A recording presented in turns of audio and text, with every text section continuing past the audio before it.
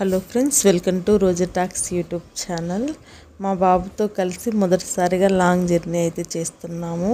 Markapur to Chirala 4 hours journey. June 18th నాకు DSC exam ఉంది. నాకు ఇష్టం లేదు రాయటం, కానీ మా హస్బెండ్ ఒకసారి అటెంప్ట్ చేద్దురా అని చెప్పేశాడు. ఎందుకంటే ప్రిపేర్ కాంది ఎగ్జామ్ రాయటం ఎందుకన్న ఆలోచనలో నేనున్నాను. సరే, ఎక్స్పీరియన్స్ ఉండిద్ది, పేపర్ ప్యాటర్న్ తెలుస్తుందని చెప్పేసి తీసుకొని వెళ్ళాడు. అయితే జర్నీలో మా బాబు ఎక్కడే కానీ మమ్మల్ని సతాయించలేదు. చాలా హ్యాపీగా వాడు మాతో పాటు ట్రావెల్ చేశాడు. 11 కల్లా ఒంగోలు రీచ్ అయ్యాము. టైం ఉంది కదా అన్నట్లు షాపింగ్కి వెళ్ళాము. ఒంగోలులో స్వాతి కలెక్షన్ అయితే శారీస్ చాలా బాగున్నాయి. నాకైతే ఫ్యాన్సీ శారీస్ మీద ఇంట్రెస్ట్ వచ్చేసింది. ఎందుకంటే పట్టు శారీస్ బోల్డ్ అన్నీ ఉన్నాయి. ఫ్యాన్సీలో చాలా వెరైటీస్ ఉన్నాయి. నాకు బాగా నచ్చాయి. నాకు నచ్చినవన్నీ పక్కన సెలెక్ట్ చేసి పక్కన పెట్టుకున్నాను.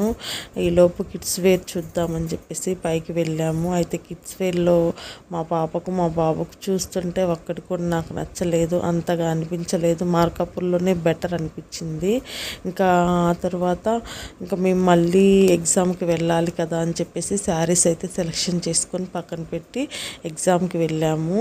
మా బాబు బాగా ఎంజాయ్ చేస్తూ ఉన్నాడు. నా కోసం ఎగ్జామ్ అయిపోయేంత వరకు మా బాబు ఎక్కడే కానీ మా వారిని విసిగించడం కానీ సతాయించడం కానీ చేయలేదు.